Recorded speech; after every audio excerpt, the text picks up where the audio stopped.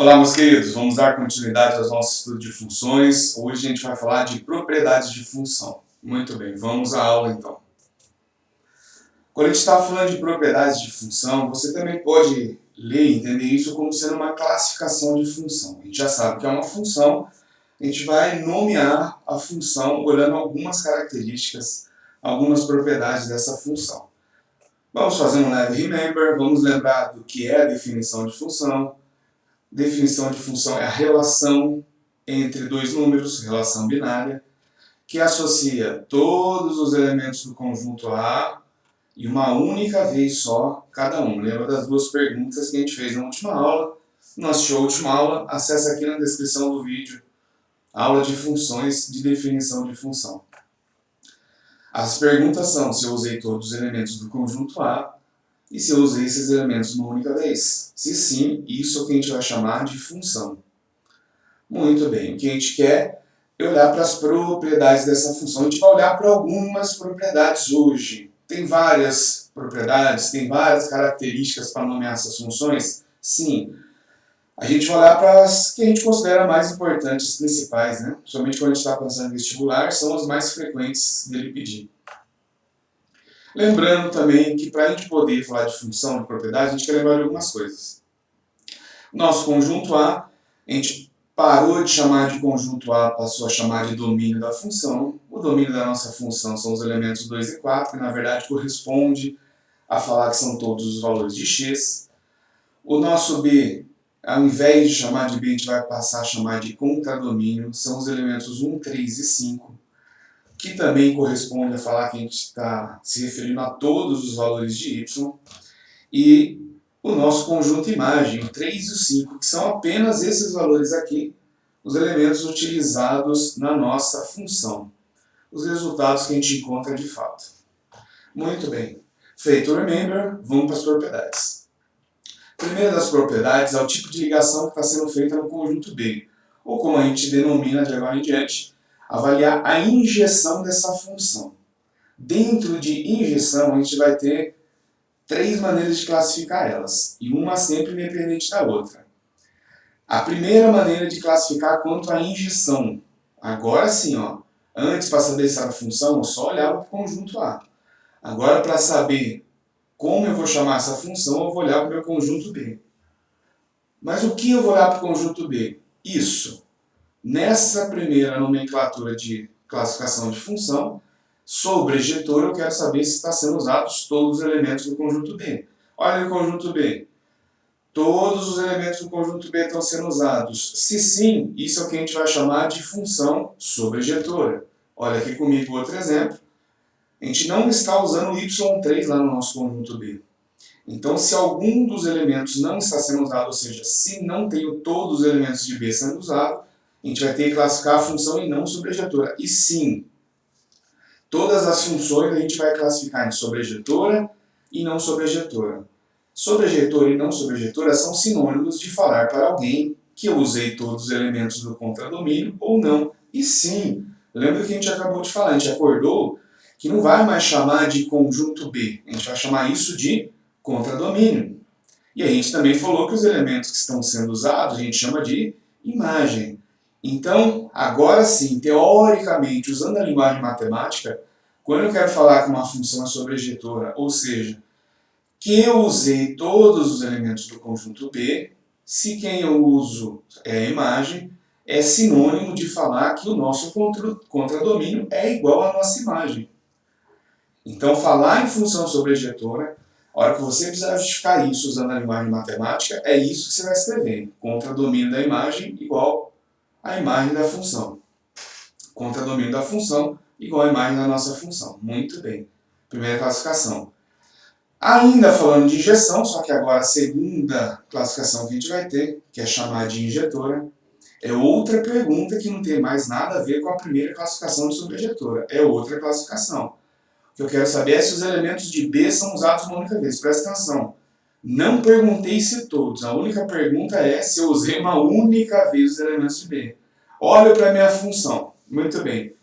Esse elemento de B foi usado uma vez, esse foi usado uma vez. Se sim, isso é o que a gente vai chamar de função injetora. Olha aqui comigo outro exemplo. O y3 é usado mais de uma vez. Se ele é usado mais de uma vez, eu vou classificar isso como função não injetora. E aí tem o problema de escrever isso usando a linguagem matemática. A gente vai se acostumar com isso com o tempo. Chico, posso chegar lá na minha segunda fase vestibular e escrever cruz uma única vez? Então, é arriscado. A gente precisa criar o hábito de escrever isso usando a linguagem matemática. Usando a linguagem matemática, eu quero falar, ó, cada x que eu escolho, o resultado é diferente. Olha aqui, essa não é injetora, porque quando eu escolho dois valores de x, o resultado é igual. Então, para ser injetora, eu escolho valores de x diferentes e os resultados também têm que ser diferentes entre si. Como que a gente vai escrever isso? Só tem um problema. Lá no vestibular, ele não gosta que eu use isso aqui, y1 e y2, porque eu não fica meio vago, eu não sei de quem eu estou falando, da onde veio esse valor. Quando eu escrevo f de x1, eu tenho certeza que é o resultado, a imagem da função quando x for igual a 1. Então, eu preciso abandonar essa maneira de escrever y1 e escrever f de x1. Assim como em vez de y2, eu preciso escrever f de x2. Então, vamos recapitular.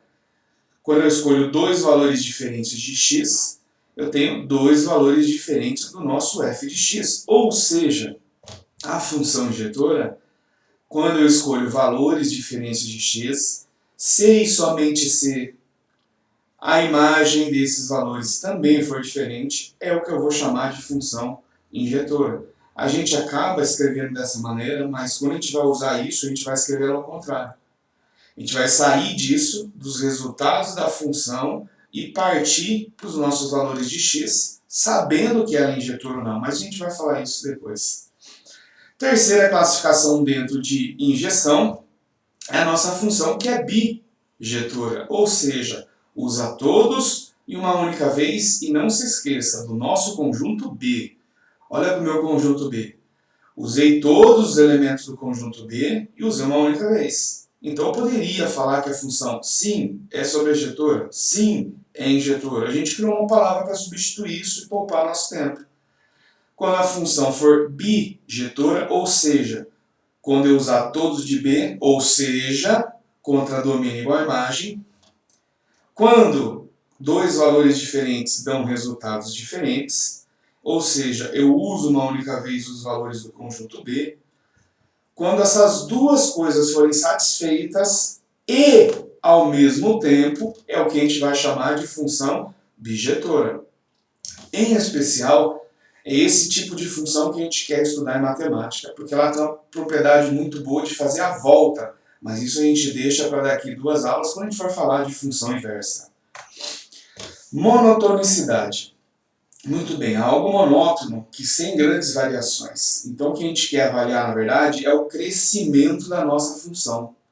A gente quer avaliar o que está acontecendo com essa função. Então vamos olhar para o gráfico de duas funções aqui, para a gente falar o que está acontecendo. Primeiro, eu escolhi dois valores de x, x1 e x2, coloquei aqui no gráfico x. Note que x1 está aqui, x2 está à direita do x1, ou seja, x2 é maior do que o x1, que é sinônimo de eu falar que x1 é menor do que x2. Então isso está indicando como eu vou ler o gráfico dessa função.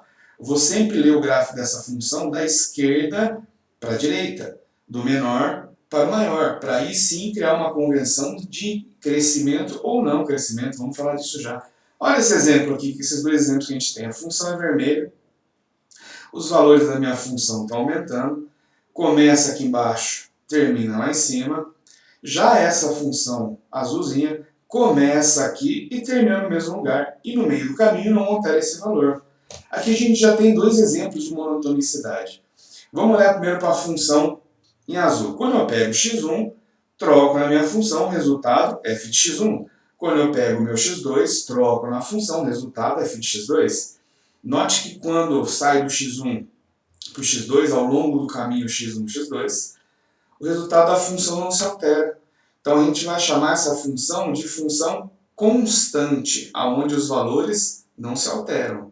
Então, pausa o vídeo aí e anota isso. Isso aqui chama função constante. Muito bem.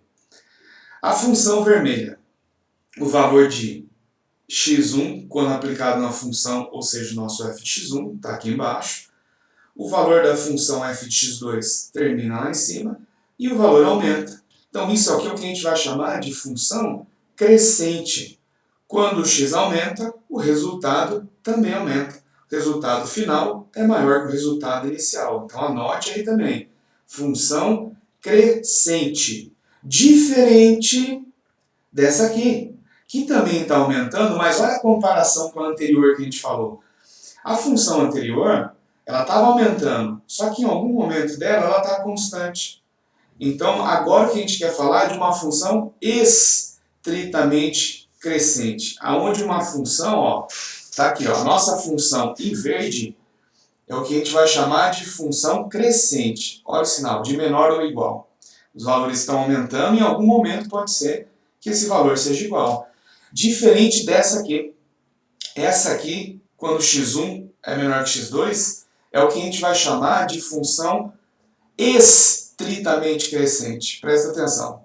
Na função verdinho, tá aqui, o resultado final, conforme eu vou andando, ele é maior ou igual. Eu tenho essa dúvida, então eu vou falar só crescente. Já nesse outro exemplo, quando eu olho para o meu f de x1 e para o meu f de x2, desse segmento em preto, ele está sempre aumentando. O resultado final é sempre maior que o resultado inicial. Então, essa função é estritamente crescente, que é sinônimo de única e exclusivamente crescente. Vamos olhar mais um exemplo da função diminuindo? Olha aqui. Quando a função está diminuindo, f de x1 é maior que f de x2. Opa, aqui é um 2. Na hora de copiar e colar, faltou 2 aqui, né? O resultado da função está diminuindo. Então, como eu tenho esse pedaço no meio constante, eu vou falar que o resultado inicial é maior que o final. Que o meu f de x1 é maior que o meu f de x2. E aí é uma função decrescente. Diferente dessa função roxinha, aonde o nosso f de x1 começa grandão, o f de x2 termina aqui embaixo, e é uma função estritamente decrescente. Em especial, o que a gente quer trabalhar quando a gente fala de monotonicidade é isso aqui, ó. Essa inversão de sinal que a gente faz. Quando a gente sai dos valores de x e vai para o resultado da imagem, esse sinal inverte. Na verdade, o que a gente vai fazer é o contrário. A gente vai sair falando disso aqui, do resultado da imagem, da nossa função, afirmando que ela é decrescente ou estritamente decrescente, porque nos dois casos o sinal inverte. Então, toda vez que você estiver estudando uma função, você sair do resultado da sua função e voltar para o x da sua função, se a função é decrescente ou estritamente decrescente, você precisa lembrar de fazer a inversão desse sinal, porque afinal de contas, quando o x aumenta, o resultado diminui. Olha esse exemplo que eu coloquei aqui. Defini a minha função indo do intervalo de A até B e poder encontrar qualquer valor real como sendo seu contradomínio. Se a minha função é de A até B, pergunto para você, o resultado da função aqui no ponto A está aqui, o resultado da função no ponto B está aqui embaixo, um pouquinho mais embaixo que o outro. Como a gente vai classificar essa função quanto à monotonicidade? Ela é crescente, decrescente, estritamente decrescente? Pensa aí.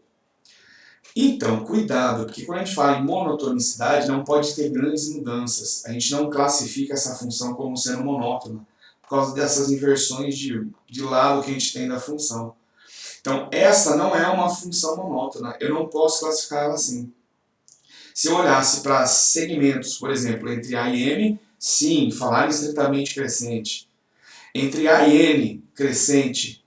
Entre M e N, constante. Entre M e Q, decrescente. Entre N e P, estritamente decrescente, assim por diante. Mas eu precisava seccionar ela, não posso olhar para ela como um todo. Então essa não é uma função monótona, não posso classificar desse jeito.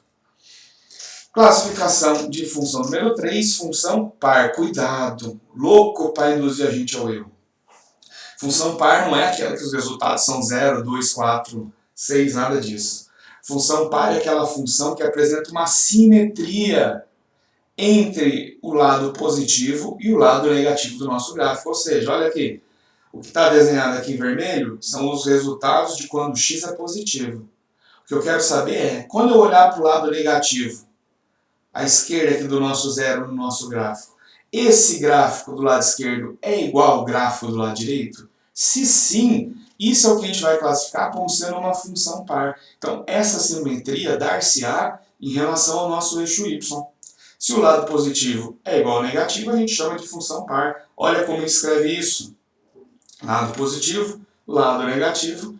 O resultado do lado positivo é igual ao resultado do lado negativo. E sim, pausa o vídeo e anota essa definição de função par. Chico, preciso saber a definição? Sim, precisa. Em especial, alguns vestibulares como Unicamp e FUVEST gostam de pedir isso aí. A última vez que a Unicamp pediu, ela colocou isso no enunciado, mas nem sempre precisa fazer isso. Bom saber a definição de função par. Assim como é importante saber a definição de função ímpar. Função ímpar é aquela que é antissimétrica. Então, se antes eu queria o lado positivo e o lado negativo igual, agora eu quero o lado positivo e o lado negativo completamente opostos. Então, quando os valores vão aumentando aqui, lá vai diminuindo. Ficou fixo no valor positivo, lá ficou fixo no negativo. O que difere os dois lados é um sinal de negativo.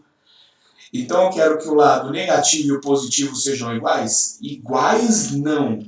Eu quero que seja exatamente o oposto. Então esse sinalzinho de menos é que vai indicar essa antissimetria. E essa é a classificação de função ímpar. Pausa o vídeo e anota aí a classificação de função ímpar. Muito bem. Vamos olhar para os exemplos clássicos de classificação de função par e ímpar? Esse é um exemplo bom da gente saber. Quando a gente está falando de função par, a gente está falando aqui, eu te dou uma função e eu quero que você avalie se essa função é par ou ímpar. Ô Chico, mas tá fácil. Lado positivo do gráfico igual ao lado negativo do gráfico. A função é par. Olha essa outra. Lado positivo do gráfico igual ao lado negativo do gráfico. Então a função é ímpar. Muito bem. Palmas para você. Porém, a gente precisa provar isso algebricamente, ou seja, usando uma equação. Sei que a gente não gosta muito, mas precisa. O que a gente precisa é lembrar de quem é a nossa classificação de par. F de x igual a f de menos x. Se eu preciso de f de menos x, primeira coisa, eu vou pegar esse menos x e trocar na minha função f. Então vai ficar menos x ao quadrado. Expoente par vai dar um resultado positivo. Então, o resultado de f de menos x é igual a x quadrado. A minha pergunta é, f de x é igual a f de menos x dá o mesmo resultado? Se sim, se isso dá o mesmo resultado, a gente fala que essa função é par. Agora, outra pergunta, porque é outra classificação. F de x é igual a menos f de menos x? Se eu mandar um sinalzinho de negativo aqui fora, ó, não tem mais parênteses. Se eu colocar um sinalzinho de aqui fora de negativo, menos x quadrado é igual a x quadrado? Se não. Se é diferente, a função não é ímpar. Então, em todas as funções, você vai ter que fazer esse teste. Se ela é par ou não par, se ela é ímpar ou não ímpar. Olha o outro exemplo. F de menos x, trocamos o nosso menos x na nossa função, menos x ao cubo. O problema é que quando o expoente é ímpar, o resultado continua sendo negativo. Então, a nossa f de menos x é igual a menos x quadrado. Então, o que a gente quer comparar é se f de menos x é igual a f de x. Então, tá aqui. Se isso for igual, é par. Porém, olha aqui, é diferente. Mesmo que seja por um sinal, ainda é diferente. Se isso é diferente, ela não é par. Se isso é igual, ou seja, se eu pegar esse menos, jogar aqui fora e com esse sinal de menos ficar positivo, isso aqui, depois dessa operação, fica igual lá em cima. Então a nossa função é ímpar. Pensa aí num exemplo e coloca aí nos comentários de uma função que ao mesmo tempo é par e ímpar. Só tem uma função que ao mesmo tempo é par e ímpar. A maioria das funções ou são par e não ímpar, ou ímpar e não par, ou não par e não ímpar. Sim, só tem uma que é par e ímpar ao mesmo tempo. Olha o exemplo aqui que não é par e não é ímpar. Essa função f de x, 2x mais 4. Primeiro que só pelo gráfico a gente já sabe, é o lado positivo E o lado negativo é diferente, nem simétrico, nem antissimétrico. Algebricamente, quando eu calculo f de menos x, que é trocar menos x na nossa função, eu fico com menos 2x mais 4.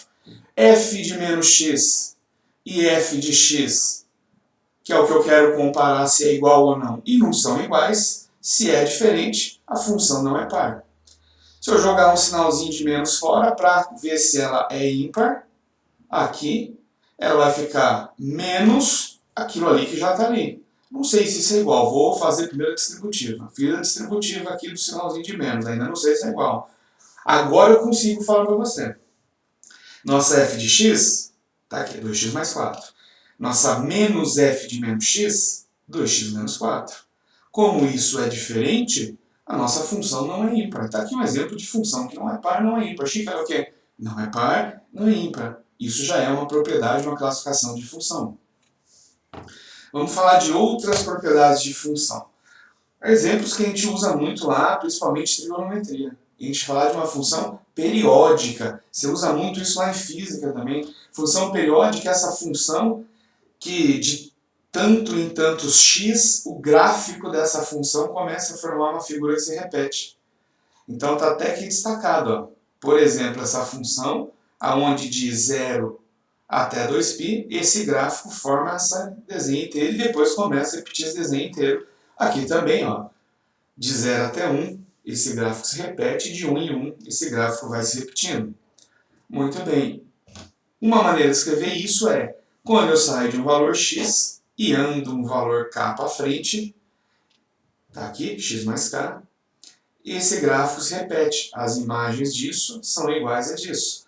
Quando eu olho para mais um k para frente, mais um tanto que eu ando, o resultado é sempre igual. Olha aqui, k para frente, igual. Olha esse resultado, andou k para frente, sempre igual.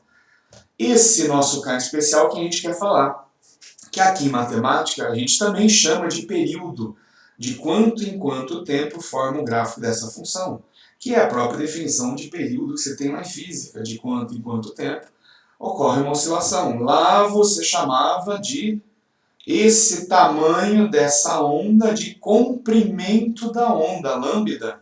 Ok? Então, quando eu olho para esse primeiro exemplo, o comprimento dessa onda, o período dessa onda é de 2π. Quando eu olho para esse outro gráfico, o período dessa onda, o comprimento dessa onda vale 1. Mais uma classificação, a última. Essa é mais simples, porém você vai ver que as aplicações dela são sempre a mesma função. Em especial, a gente adora aplicar isso em função de segundo grau. Por isso que em função de segundo grau você estuda tanto esse carinha que é o vértice da sua função. Você já vai entender já o porquê dele. A gente quer falar de funções limitadas. A gente tem 3 maneiras de classificar essa função quanto aos limites dela. Pode ter um limite embaixo ou um limite em cima. Quando eu estou falando limite embaixo, limite inferior da nossa função é onde ela acaba embaixo. Vou chamar de valor m, o mínimo valor da minha função. Esse valor mínimo, qualquer ponto que eu olhar da minha função é maior ou no próprio ponto igual a esse valor mínimo. Então, quando eu escrevo isso, que f de x é maior ou igual a um determinado valor, eu estou falando que essa função tem um limite inferior, que é o que você faz lá nas funções de segundo grau. Você escreve que a sua função é maior que o y do seu vértice, para falar que essa função tem um limite inferior. A mesma coisa que você faz de uma parábola quando tem concavidade para baixo, que ela tem um limite superior, ela tem um ponto de máximo da sua função, e você escreve que qualquer ponto dessa função tá para baixo, é menor do que esse valor de máximo. Tem um caso especial que a gente acabou de ver, inclusive, o gráfico, por exemplo, de uma função trigonométrica, onde essa função alterna entre um valor de mínimo e um valor de máximo. Está aqui, valor de mínimo, valor de máximo. E a gente vai compreender a nossa função nesse intervalo. A nossa função está entre um valor mínimo e um valor máximo. Muito bem, meninos e meninas. Próxima aula a gente vai falar de função composta e fazer uma introdução à função inversa. Espero vê-los nas outras aulas. Deixe o seu like, compartilhe o vídeo, se inscreve no canal e ative o sininho para receber a notificação da próxima aula. Obrigado, um abraço.